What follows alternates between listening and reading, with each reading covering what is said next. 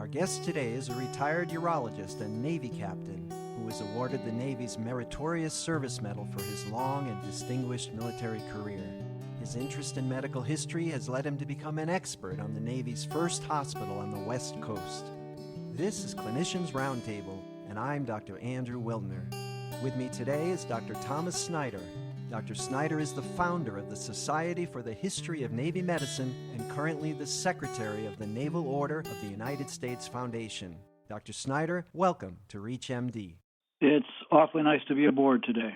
Dr. Snyder, you've always been interested in history. How did your experiences as a physician and military officer lead to your current projects? You have to understand that I started out as a history major in undergraduate school at Lafayette College in Pennsylvania. The reading was a big burden and science was so much easier for me. But I've continued to have an abiding interest in history throughout my medical and my naval career. And so there was sort of this natural combination that when I retired and actually had time to attend to other interests, that I could combine my Navy interest and my medical interest. And just very conveniently, across the Napa River from where I live is located the first Navy hospital on the West Coast on Mare Island, the old naval shipyard at Mare Island.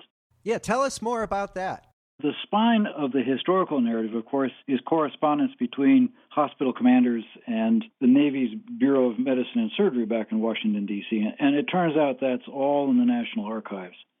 So starting in my retirement year in 2003, I would go back to D.C. once a quarter to the National Archives, present my researcher's card, and these archivists, bless their souls, would pull out these wonderful dusty old books reaching back to mid-19th century when the Navy first developed its presence on the West Coast, about 2 years after California's statehood in 1850. So once a quarter, I would go back to do the research. This basically took me right up through World War II and then finally into the 50s. What is the Society for the History of Navy Medicine, and why did you found it? Sure, that's another story. So when you're back east, I'm a Californian, you understand. When you're back east, and in Washington, D.C., you're in the center of power, and one of the things you always do is you make your obeisance to the powers that be at the Bureau, and there is a small historical section at the Bureau of Medicine and Surgery. I got to know the historians there very well, and about 2 or 3 years into my project, one of the historians said to me, there are several people like you who are interested in this narrow little corner of history, that is to say the history of Navy medicine or the history of maritime medicine. But what we really need, we need an academic home for people who share your interests. We need a society. Well, being one to never turn down an opportunity or a challenge, I said, well, fine, with your help, I'll start the society. And so in about 2006, the historian at the Bureau, Andrei Sobochinsky, and I established Society for the History of Navy Medicine. We've promoted it amongst former or retired and active naval medical personnel, that would be doctors, nurses, psychologists, and the like. And we also promote it amongst academics and graduate students. We charge $20 a year volunteer dues, and with this we actually have a biennial book prize. We also sponsor travel grants for graduate students whose papers are accepted at the panels that we mount at various academic meetings. And we also have a research grant program for graduate students who need extra help in researching some topic related to the history of Navy or the history of maritime medicine. It's kind of a very small corner of history and of the history of medicine. Our aim is to promote interest in this as much as we can, so we do a fair amount of research to graduate students. That sounds fantastic. It sounds like they gave you the ball and you ran with it. Good for you. It's been fun. We've grown to somewhere north of 175 members from around the world. And as I say, these are active and retired military. They're academics. As a matter of fact, right now, the executive director of our society is the former chief of history at Old Dominion University in Virginia. So we have real historians amongst us as well. If you're just joining us, you're listening to Clinicians Roundtable. I'm Dr. Andrew Wilner, and I'm speaking with Dr. Thomas Snyder about his civilian and military medical careers and his research in medical history. Dr. Snyder, I want to get back to that first West Coast hospital. It is the first one, and the first and the last of anything always have some interest, but it's not that clear to me why you would devote so much time to this. What have you learned about this hospital and the Navy?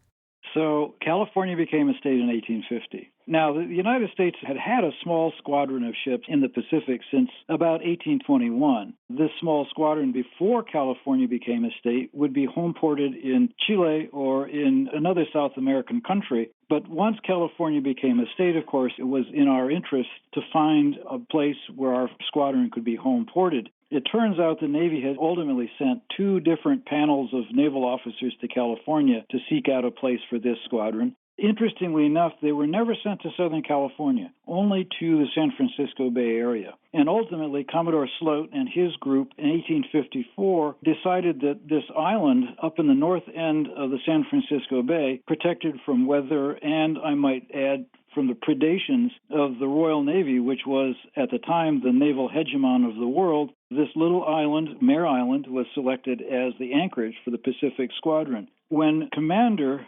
Farragut, who went on to become Admiral Farragut, famous in the Civil War Battle of Mobile Bay when he was quoted as saying, "Damn the torpedoes, full speed ahead." When Farragut came to Mare Island to establish the Navy station in 1854, he brought with him a chart of Mare Island, and on this chart, right just about at the geographic center of the island, was marked a 400-foot square identified as Naval Hospital. So it's clear that the Navy intended to develop a hospital in California right from the outset. Well, within years after the establishment of the Navy Yard, small ships were typically used for medical facilities in the earlier years of the Navy Yard. And then finally, an unused granary was converted for hospital use in about 1863. Now, Congress had appropriated funds for this, but then the Civil War got in the way, and basically the East Coast forgot about this little squadron on the West Coast. So the local doctors took the bull by the horns and created their own hospital, a granary.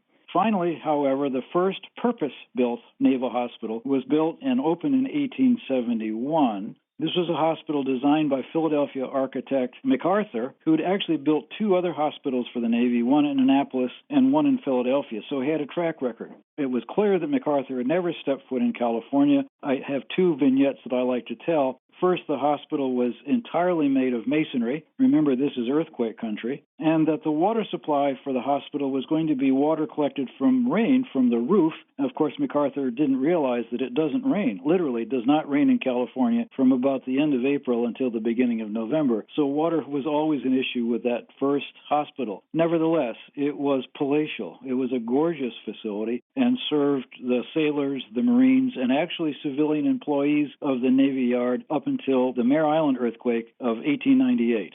Wow.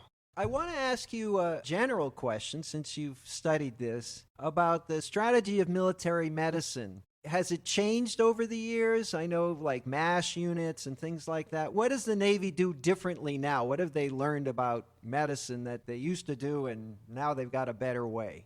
That's a lecture in its own. In fact, I just recently gave a lecture on Navy medicine in the Middle East, starting with our Barbary Wars in the early 19th century and compared it with now. As you might imagine, early medicine, first of all, we had no notion of what caused wound infections. We had no notion of what represented shock or how to treat shock. And if anybody was wounded in the belly or in any body cavity, basically they died because the surgical art had not been developed. And if you got wounded in a limb, you got wounded in a leg or an arm, the standard treatment was amputation, and the mortality rate from amputation because of infection was 80% or 90% in some situations.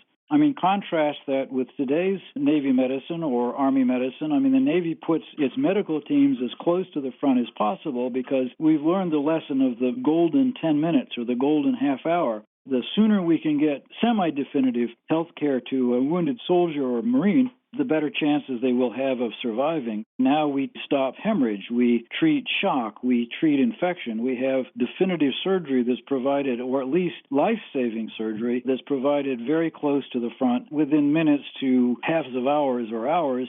That is absolutely remarkable in the benefits to our sailors, our Marines, our soldiers. I have to add also that military medicine has been very successful in dealing with the non-combat causes of death. Say, before the Franco-Prussian War of 1871, it was a truism that more soldiers died of disease than they did of wound. The Franco-Prussian War, the Germans had actually immunized their soldiers against smallpox. as a result of that simple act of smallpox vaccination, that statistic was changed for the Franco-Prussian War. More men died of their combat wounds than they died of disease. We Americans didn't do so well in the Spanish-American War. Again, our non-combat deaths exceeded our combat deaths. But after that, because of the combination of our understanding of infection, of effective public health measures, and then definitive surgeries, the treatment of shock, the use of blood transfusion, which really started at the end of World War I, but was really institutionalized during World War II, and then now modern critical care, including intensive care units and airplanes that the Air Force provides to our soldiers, Marines, and sailors. Military medicine has made spectacular advances so that the death rate from combat wounds now is somewhere around 2 or 3%. And when you think about the sophistication of the weapons that we're up against, the results are just startlingly good. Dr. Snyder, I think we're out of time. It's been a pleasure to speak with you. I have a lot more questions, and we're going to have to do this again. Many thanks to you for joining us today. I look forward to it, and it's been fun. I'm your host, Dr. Andrew Wilner. To access this episode and others in this series, and to download the ReachMD app, please visit reachmd.com, where you can be part of the knowledge. We encourage you to leave comments and share this program with your colleagues. Thank you for listening.